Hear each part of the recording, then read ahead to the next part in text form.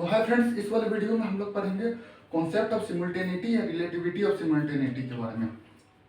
तो जो यह सिमुल्टेनिटी का कॉन्सेप्ट है वो man of the millennium German physicist Albert Einstein ने दिया था। इसका सबसे पहले हम लोग डेफिनेशन देख लेते हैं क्या होता है। The two events which occur simultaneously at different points but does not appear simultaneously in another frame of reference moving with constant speed relative to it। यानी अगर कभी ऐसा होता है कि दो इवेंट एक साथ होते हैं लेकिन कोई उस फ्रेम ऑफ रेफरेंस के बाहर कोई व्यक्ति है, दो व्यक्ति है, और अगर ऐसा भी हो सकता है कि उन दो व्यक्ति को देख के ऐसा लगे कि ये दोनों काम एक साथ नहीं हो रहे हैं। यानी कि आप मान सकते हैं कि एक इवेंट है, एक पटाखा फटा, तो कोई जो एक स्टेशनरी जो उसके रिलेटिव उसके जो फ्रेम ऑफ रेफरेंस में रहेगा, जो स्टेशनरी फ्रेम ऑफ रेफरेंस, उसको तो एक बार में लगा, लेकिन मान लेते दो व्यक्ति बाहर है उसके जो रिलेटिव मोशन में एक दूसरे के, जरूरी नहीं कि वो दोनों जो व्यक्ति है उन दोनों को भी लगे कि वो पटाखा एक ही समय में फटा है। तो हम लोग सबसे पहले जो आइंस्टीन है उन्होंने इसके लिए एक थॉट एक्सपेरिमेंट किया। तो जैसे मान लेते हैं कि यह एक ट्रेन है, जो एल्बर्ट आइंस्टीन ने जो थॉट एक्सपेरिमेंट किया, ये मान लेते हैं एक ट्रेन है, और मान लेते हैं यहाँ पे एक सोर्स ऑफ लाइट है हमारे पास इस ट्रेन में, और तो यहाँ पे एक व्यक्ति है, तो और एक ऑब्जर्वर यहाँ पे है। ये दो ऑब्जर्वर हो गए, एक S1 फ्रेम ऑफ रेफरेंस का ऑब्जर्वर, एक हुआ आपका S2 फ्रेम ऑफ रेफरेंस का ऑब्जर्वर। तो मान लेते हैं ये जो लाइट है बिल्कुल मिड में है, यहाँ पे बिल्कुल मिड में। तो ये जब ऑन होगा लाइट, तो ये दोनों लाइट क्या होगा, ऐसे वॉल की तरफ मूव करेगा, दीवार की तरफ। तो जो ये व्यक्ति है, तो लाइट जो होता है, जो आइंस्टीन का जो सेकंड पोस्टुलेट है उसके हिसाब से जो वेलोसिटी ऑफ लाइट रहता है वो यूनिवर्स में हर जगह कांस्टेंट होता है। तो ये व्यक्ति है उसको तो लगेगा कि ये जो वॉल 1 वॉल 2, तो इस व्यक्ति को तो लगेगा कि ये बिल्कुल बीच में है, तो लगेगा कि ये दोनों लाइट एक साथ टकराया है। और क्योंकि ये जो ट्रेन है हमें पता रहना चाहिए कि ये आगे की ओर बढ़ रहा है, तो ये इसके लिए तो ये एक स्टेट जो हुआ वो एक रेस्ट हुआ, तो इसको लगेगा कि दोनों तरफ एक साथ टकराए। लेकिन जो ये S2 ऑब्जर्वर है उसको क्या लगेगा, ये आगे बढ़ रहा है, तो इसको लगेगा कि ये लाइट इस तरफ आ रहा है, और जब ये इस तरफ आया है तो ये वॉल 1 पे जल्दी टकरा जाएगा, यानी TW1 क्या होगा, ये इससे बड़ा होगा TW2।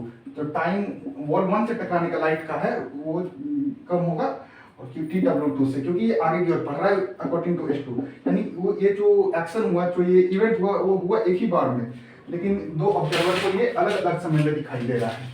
इसको हम लोग एक मैथमेटिकल फॉर्मुलेशन से भी समझ सकते हैं, क्योंकि हम लोग करेंगे लॉरेंज इक्वेशन से, जो कि हेनरी लॉरेंज ने दिया था।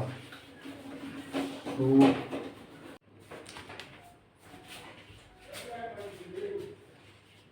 हम लोग रिलेटिविटी और सिमल्टेनिटी को क्या कर सकते हैं, हम लोग मैथमेटिकल फॉर्मुलेशन से इसको प्रूव भी कर सकते हैं, जो कि हम लोग करेंगे जो हेनरी लॉरेंज का जो फोर्थ ट्रांसफॉर्मेशन इक्वेशन है उसको यूज करके। तो हम लोग को पता है कि Lorentz fourth transformation equation time को रिलेट करता है, पहला x कोऑर्डिनेट, दूसरा y कोऑर्डिनेट, तीसरा z कोऑर्डिनेट, और फोर्थ जो है वो टाइम को होता है, को करता है। हेनरी लॉरेंज इक्वेशन क्या है, t equal to gamma p minus vx/c²।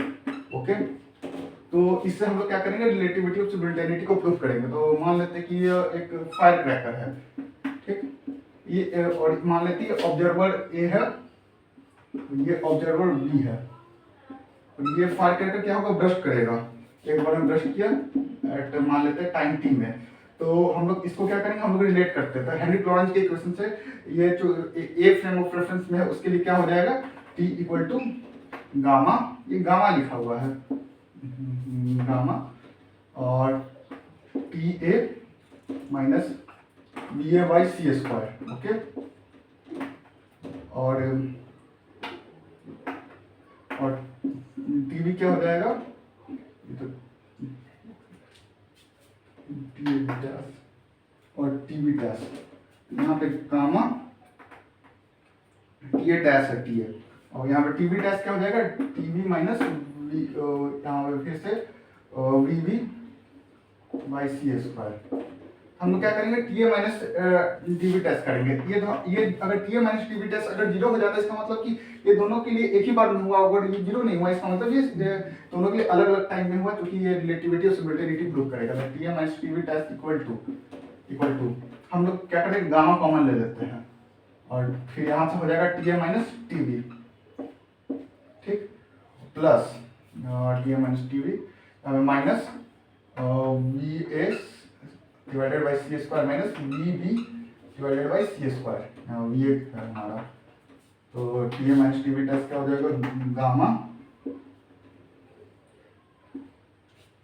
T A minus T V तो हम जीरो हो गया, क्योंकि ये अगर इस एब्सोल्यूट फ्रेम ऑफ रेफरेंस में देखेंगे कि ये हुआ तो एक ही बार ये काम है, लेकिन इन लोगों को लग नहीं रहा था। T A minus T V zero हो गया, यहाँ से हम लोग लिख सकते हैं गामा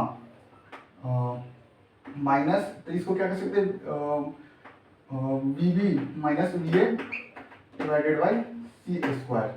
यहाँ से फिर लिख सकते हैं gamma b minus a divided by C square. तो बी ए क्या होगा, ये तो डिस्टेंस हुआ, ये जरूरी नहीं कि ये डिस्टेंस तो एक जगह है ही नहीं, बी माइनस ए तो कभी जीरो हो ही नहीं सकता, क्योंकि ये दोनों अलग अलग पॉइंट पे है, ये दोनों अलग अलग डिस्टेंस पे। तो बी माइनस ए तो कभी जीरो हो ही नहीं सकता, it can be never equal to zero. यहाँ से हम लोग लिख सकते हैं since p minus a can never equal to 0, hence pa dash minus tv dash also can never equal to 0।